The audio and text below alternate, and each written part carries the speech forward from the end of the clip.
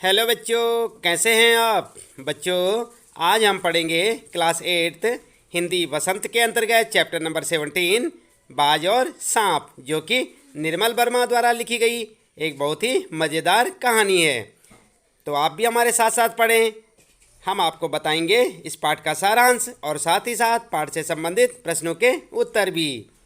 तो चलिए शुरू करते हैं, पढ़ते हैं बाज और सांप पाठ का सारांश।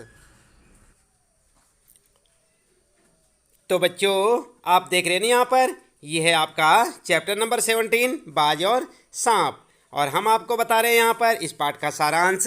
आप इस पाठ को अपनी पाठ्य पुस्तक से पढ़ना ना भूलें। निर्मल वर्मा जी द्वारा लिखी गई बाज और सांप एक बोध कथा है।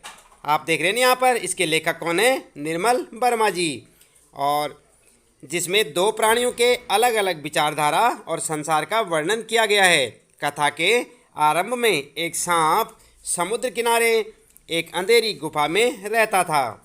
समुद्र की लहरें धूप में चमकती, झिलमिलाती और दिन भर पर्वत की चट्टानों से टकराती रहती थी। पास की अंधेरी घाटियों में एक नदी भी बहती थी। जहाँ पर नदी समुद्र में मिलती थी, वहाँ लहरें दूध के झाग सी सफ़ेद दिखाई पड़ती थी। सांप इन सब कोलाहल से दूर अपनी गुफा में बड़े आराम से रहता था। वह जग की आपाधापी से दूर ही रहना पसंद करता था। दैव योग से एक दिन क्या होता है बच्चों, ध्यान दें आप। एक दिन दैव योग से आकाश में उड़ता हुआ घायल बाज सांप की गुफा में आ गिरा। तो आप ध्यान दें यहाँ पर आप बाघ ना लिखें, यहाँ पर लिखेंगे बाज। तो एक दिन दैवयोग से आकाश में उड़ता हुआ घायल बाज सांप की गुफा में आ गिरा। पहले तो सांप डर गया, फिर घायल बाज की स्थिति देखकर उसके पास गया। बाज ने सांप से कहा कि जीवन की आखिरी घड़ी आ गई है। उसने समस्त सुखों का भोग कर लिया है।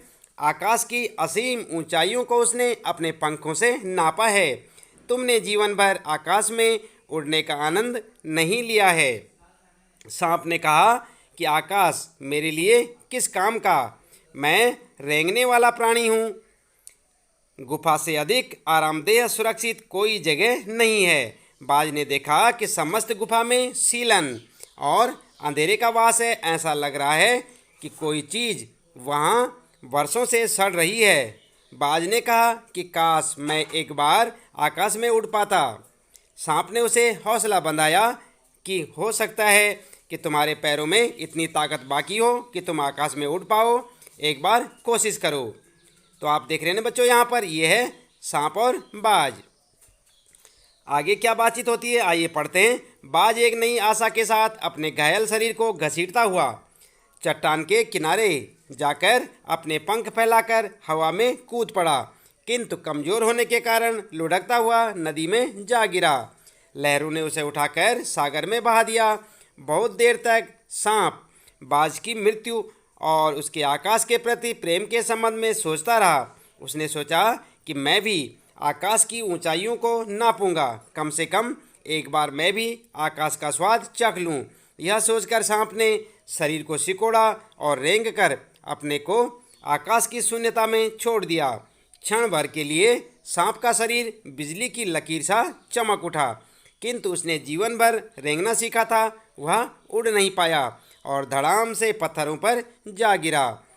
दैव योग से उसकी जान बच गई। वह सोचने लगा कि बाज अभागा था जिसने आकाश की आज़ादी को प्राप्त करने में अपने प्राणों की बाजी लगा दी। थोड़ी देर बाद सांप ने चट्टानों से धीमा संगीत सुना कि लहरें मधुर स्वर में बाज के लिए गा रही हैं कि तुम अमर हो, तुमने अपना जीवन बलिदान कर दिया। जब कभी साहस और वीरता के गीत गाए जाएंगे, तुम्हारा नाम बड़े गर्व और श्रद्धा से लिया जाएगा। तो बच्चों, ये था यहाँ पर इस पाठ का सारांश।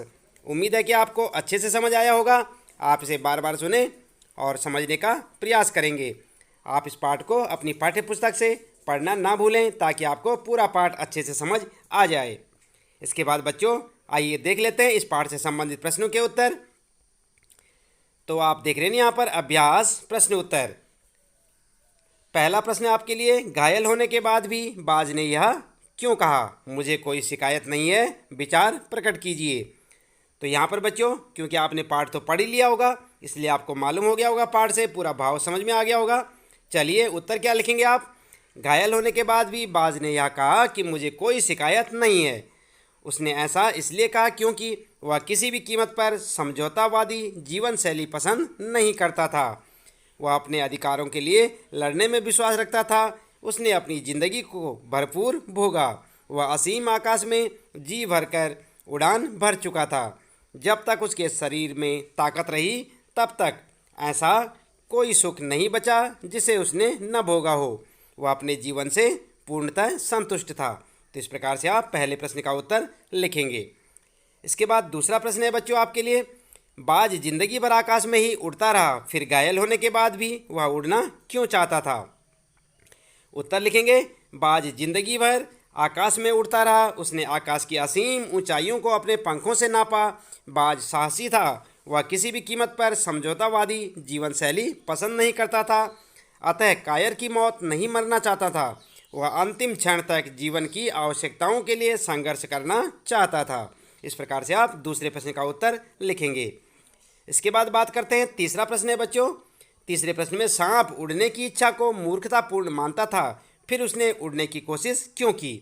उत्तर क्या लिखेंगे? उत्तर लिखेंगे आप, सांप उड़ने की इच्छा को मूर्खतापूर्ण मानता था क्योंकि वह मानता था कि वह उड़ने में सक्षम नहीं है। पर जब उसने बाज के मन में आकाश में उड़ने के लिए तड़प देखी, तब सांप के मन में भी उत्सुकता जागी कि आकाश का मुक्त जीवन कैसा होता है। इस रहस्य का पता लगाना ही चाहिए। तब उसने भी आकाश में एक बार उड़ने की कोशिश करने का निश्चय किया। इस प्रकार आप इस प्रश्न का उत्तर लिख सकते हैं। इसके बाद चौथा प्रश्न है बच्चों, बाज के लिए लहरों ने गीत क्यों गाया था? उत्तर लिखेंगे, बाज की बहादुरी पर प्रसन्न होकर लहरों ने गीत गाया था। उसने अपने प्राण गंवा दिए परंतु जिंदगी के खतरे का सामना करने से पीछे नहीं हटा। पांचवा प्रश्न है, घायल बाज को देखकर सांप खुश क्यों हुआ होगा? तो उत्तर लिखेंगे, सांप का शत्रु बाज है, क्योंकि वो उसका आहार होता है। घायल बाज उसे किसी प्रकार का आघात नहीं पहुंचा सकता था, इसलिए घायल बाज को देखकर सांप के लिए खुश होना स्वाभाविक था। आप जानते हैं ना बच्चों, बाज जो है सांप को खा जाता है। अगला जो है यहाँ पर प्रश्न है, छठा प्रश्न, कहानी में से वे पंक्तियाँ चुनकर लिखिए जिनसे स्वतंत्रता की प्रेरणा मिलती हो।